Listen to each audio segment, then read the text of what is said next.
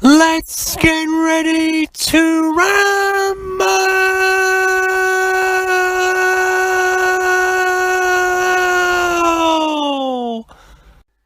Hello, and welcome to a new series for this channel. Let's get ready to ramble.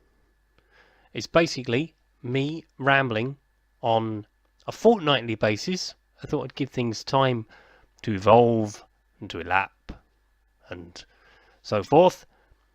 And I talk about 5 things. I get 2 minutes to rant and ramble about 5 topics of that fortnight's news. And there's been a lot happening, obviously, in the news lately. And we're going to start with this lady. Ah! Theresa May. So, the 2 minutes starts now. So, Theresa May will be the new Prime Minister of Great Britain. I, for one, am quite happy about that. As a Conservative voter, hello, she's going to be a good Prime Minister for us. Don't panic, people. Yes, she's not David Cameron, but she's not Jeremy Corbyn. We'll come to Labour later. But she's going to have to deal with the Brexit stuff, which, well, it's a whole nother topic. And, yeah, she'll be a good leader. I know I've got her on a Game of Thrones type thing, but she's not really like that, I don't think. I think she'll be a good leader for the country. She's had other jobs in higher office. Obviously, she is currently the Home Secretary. Unlike the rest of her opposition for the Tory leadership, she holds a high office. Yeah, so I'm quite pleased about that. So that's all I've got really to say on Theresa May. I've got 45 seconds to go. Obviously, other honourable mentions in this: Michael Gove, Boris Johnson, boo, Brexiteers, Andrea Leveson, the mother, and the other 2 candidates, Stephen Crabb and David Davis. So Theresa, hail Queen Theresa. She is going to be in charge from Wednesday the 13th of July. She takes over from David Cameron as leader of our great country. And I, for one, am extremely happy about that. 5, 4, 3, 2, 1. There you go. That is the end of that particular one. So, moving on to topic number 2. Topic number 2 are these guys. The England football team. Start the clock. So, a disappointing Euro 2012. Euro 2012, Euro 2016. England dropping out against Iceland. Not a great surprise to me. You know, we never do well at tournaments. We never have. Obviously, not since 1990 was probably the last time we had no, Euro 96. Euro 96 we had a good tournament, didn't we? Got to the semi-finals, but it's the old conundrum of, do we play too many games? No, statistically we don't play too many games. Most other countries our size, obviously France have 20 teams, Germany have 20 teams, Spain has 20 teams. The only thing that we have different, we have 2 cup competitions and they only have 1. That's really the main difference between the bigger nations. I just think we're not that good.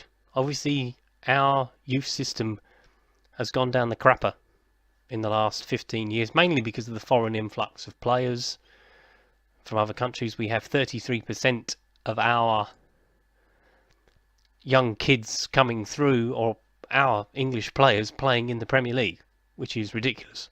That it's only 33%. Should be a cap brought in, I think, personally, to make sure that the young players and our established players, they get in to the club sides so they can actually get some game time, get some experience, and we don't see scenes like we've got on the screen of poor Dele Alli, Gary Cahill, I think that is, and Mr. Head and Shoulders himself, Joe Hart. Should be a bar of soap commercial, really, shouldn't he? Let's face it. But we won't talk about the team itself. You know, we had a very disappointing Euros, and it wasn't great. And that is 2 minutes up. Thank you. So, topic number 3. Topic number 3, my favourite topic. My favourite topic. The Labour Party. Start the clock.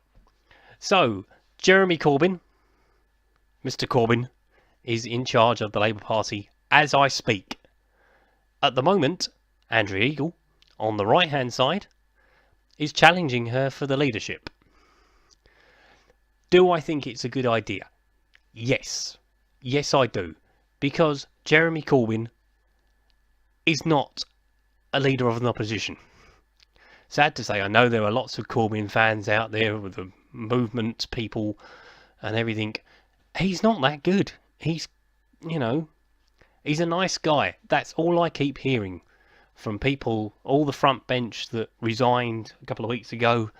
He's a nice bloke, but he's not a leader of a party.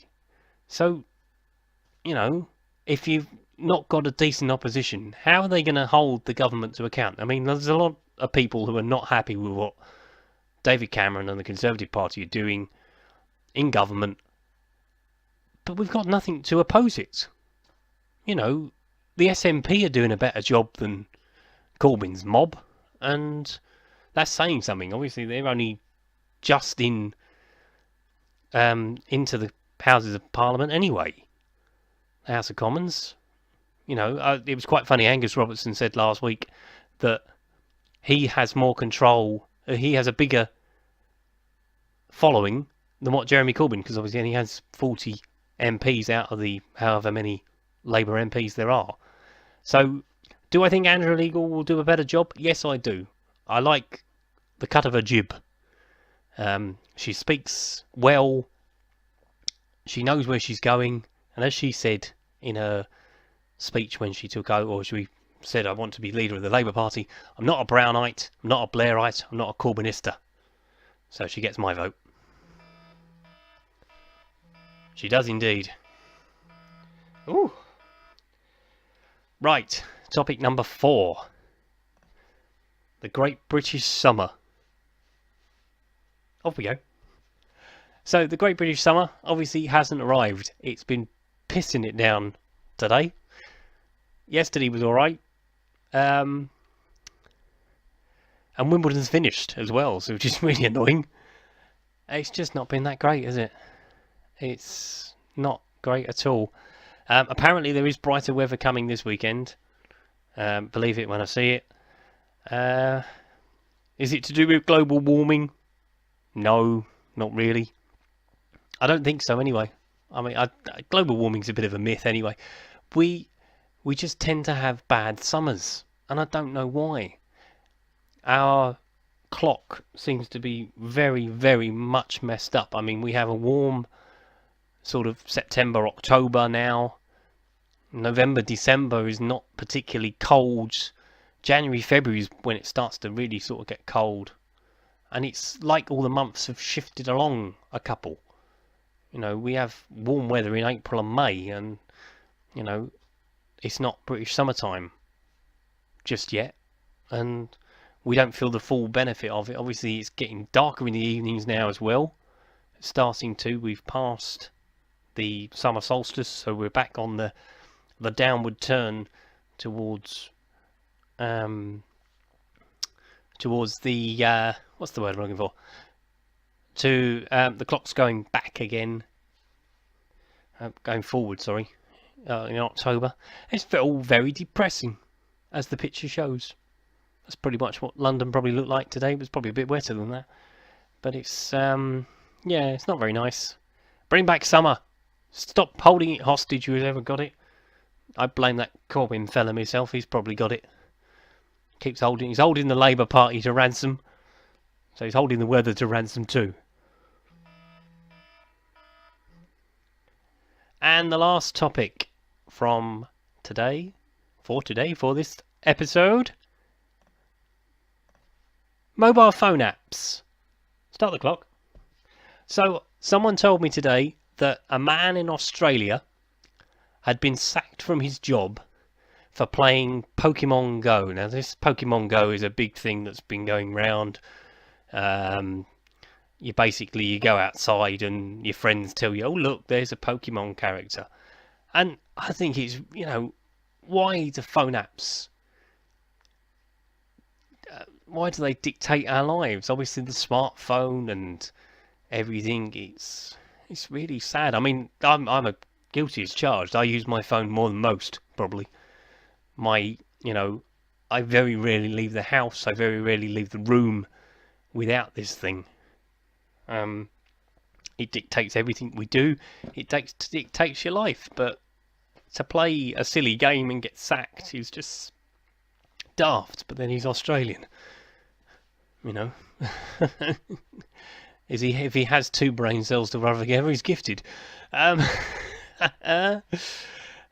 yeah, I thought that story was really funny. I did do a little bit of research on it, and yeah, so he was let go from his job because he was playing Pokemon Go. Yeah, I don't get Pokemon anyway. That's probably for another time. I used to confiscate the cards from the kids at school, so I'm not a great fan. And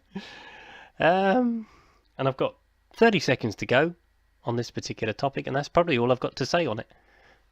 Yeah, I'm going to try and do my best to leave my phone alone, and I expect you all to do the same. Leave your phone alone.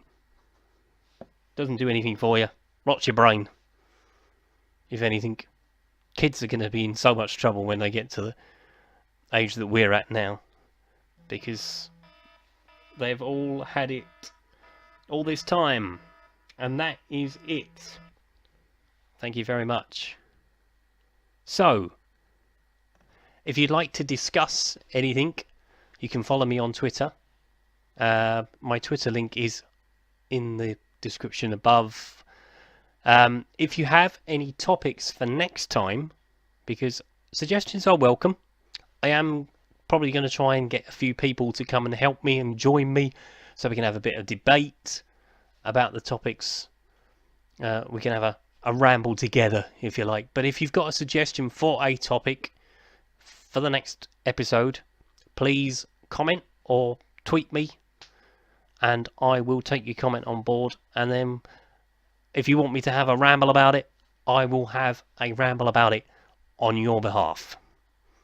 So, thank you very much for listening. Thank you very much for the visuals. And I will see you in the next episode. Thank you very much for listening, watching. Bye-bye.